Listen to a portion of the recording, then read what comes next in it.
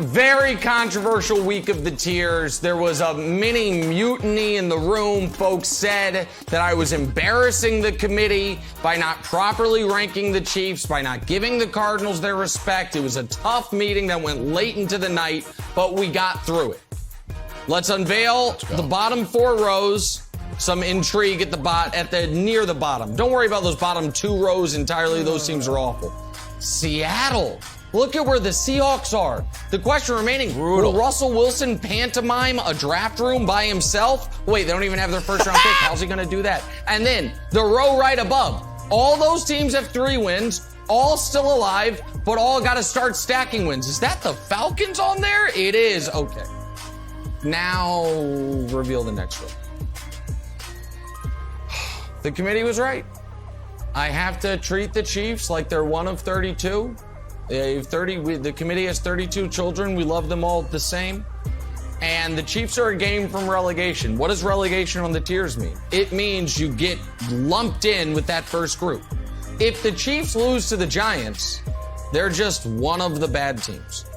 However, if they beat the Giants and then they have the Packers and then all of a sudden turn the season around. But right now, it's a swing game. Monday Night Football against the Giants. All right, show me the next group of teams. Because now we're getting to the good teams.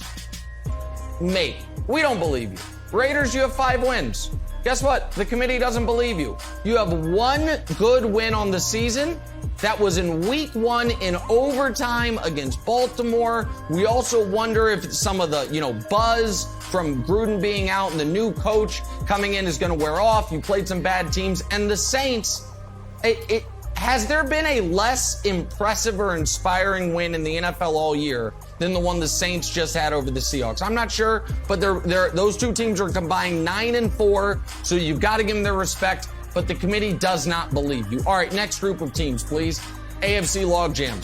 Guys, this is tough to figure here. The Ravens plummeted after getting beat down by the Bengals. But the Ravens and Bengals have the same record. Does anyone truly believe the Bengals are a better team? I don't know, but they did just go to Baltimore and crush them. The Chargers, coming off a bad loss, had a bye week, so they couldn't move up or down. That's how we see the AFC logjam. A big fall from grace for Baltimore. Next group, A+ game. All 4 of these teams look awesome with regularity. Now, they're not quite as good as the 3 teams above them, but the Packers keep taking care of business. The Rams, the Lions did everything except for, have Dan Campbell run on the field for a play. That wasn't enough. The Titans just annihilated the Chiefs. And the Bills, we've seen them at their best. We've also seen them at their worst where their quarterback literally trips himself, falls on his face, and loses because of it. But we got to give them credit for how good they've been when they've been good. All right, number 1 contenders, please. Oh, look at the Tampa Bay Bucks. Highest they've been all year on the tiers. Guys, by folks, I really mean Broussard, accuses the committee of having biases and agendas as opposed to being sober analysts of what we've seen this season. Even though Tampa's schedule has been light, the way they dominated the Bears, 35 points in the first half, just ended that game immediately. We've got to give them their respect. And the Cowboys were the number 1 contenders last week, and they were on a bye, so they stay there. They don't move up or down. And then, not called the favorites, undefeated, not undisputed, the Arizona Cardinals up top. So here's the thing. There is a lot of controversy around the Cardinals within the committee. Some guys say their quarterback might be the MVP. Their defense has allowed more than 20 points only once all year. What more do you want to see? Other members of the committee say, yeah, but do you really in your bones, in your marrow, believe in them? And the answer to that for many of us is no. However, we are almost halfway through the season. They are still undefeated, and they have an opportunity on Thursday night to beat the Packers and to be a unanimous number 1. And if they lose to the Packers, the committee felt it would have been kind of unfair that all year long they never get the reward of being at the top of the tiers. So win or lose, it's going to make sense. If they lose, at least they had their moment in the sun.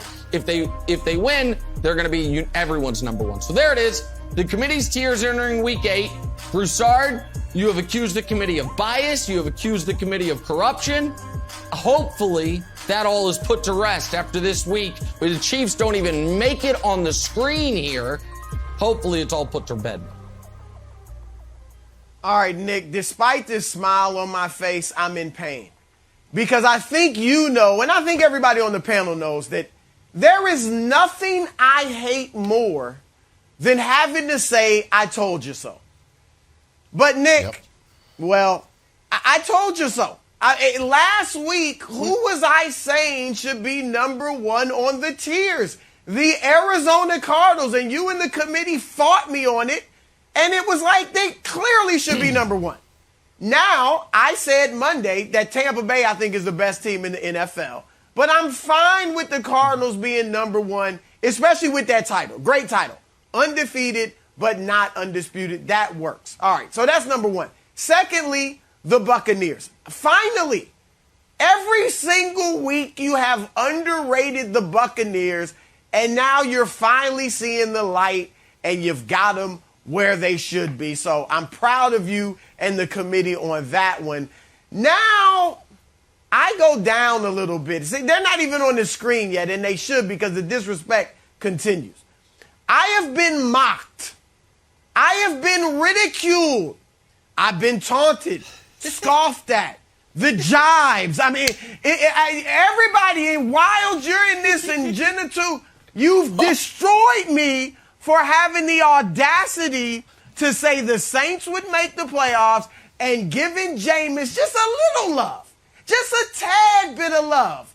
And lo and behold, Jameis's Saints are ranked ahead of Patrick's Chiefs.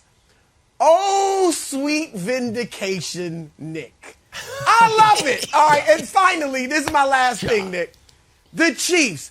Let's just change that name. I mean, a game from relegation. I know it hurts you to put that in there, but just change it to just because they're my favorite team.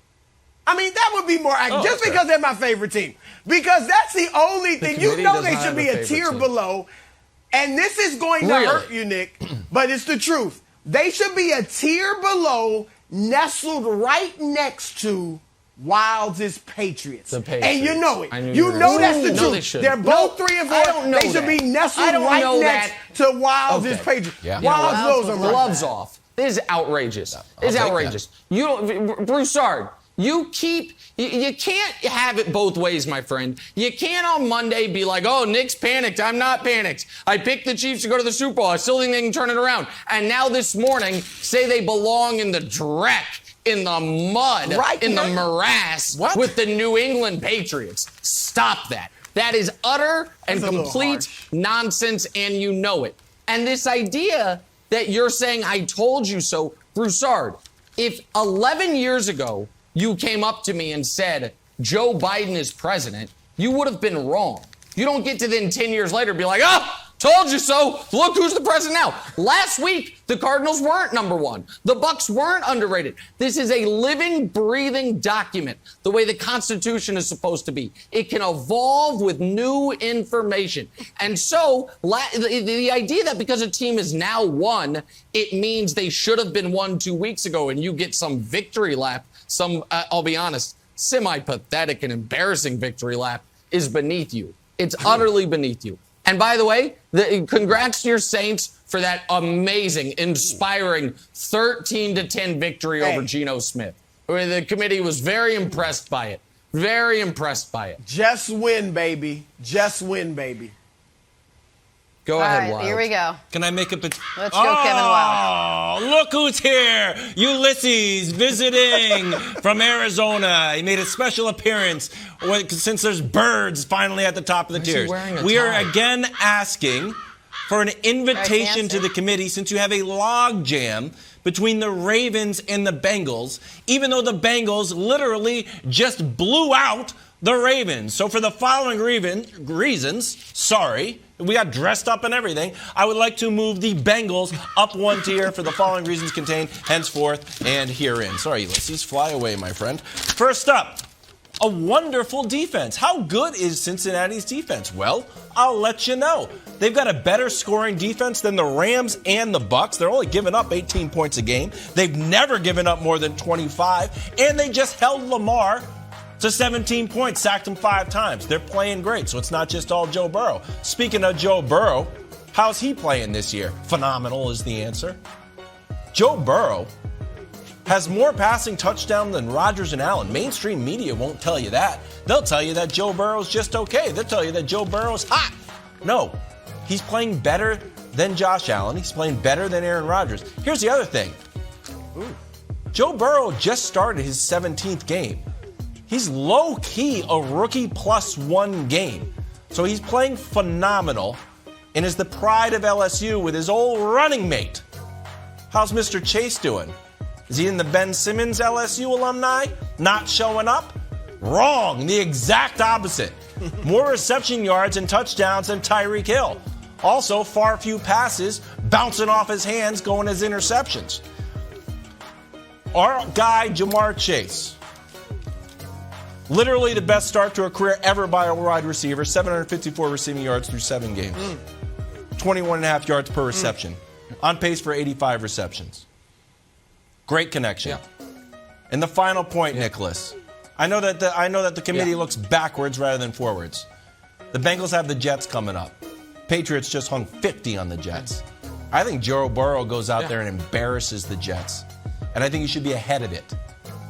Move the Bengals up. Well, okay. Well, you wanted me to be ahead of it. That's what Nick's picks is for, not what the committee's rankings are for. The committee's rankings are a snapshot in time. We're not projecting forward, which is if we were, the Chiefs wouldn't be where they were. There'd be a lot of changes there. That's first of all. Second of all, there is a chance that Joe Burrow to Jamar Chase is just going to end up being like the most unstoppable quarterback wide receiver combo of the modern era. I'm not saying that's going to happen, but what I am saying is Dusty just gave this to me. In their last 20 games together, their team is 18-2, and Jamar has 25 touchdowns in their last 20 games. Great. Now, 13 of those are at LSU, but 7 of them are in the NFL. And this connection seems to be transcendent. Why do I not have them above the Ravens despite beating the Ravens? Well, it's the same reason, to be honest, I don't have the Bucs above the Cowboys despite the fact that the Bucs beat the Cowboys. We try not to treat with extra importance what just happened.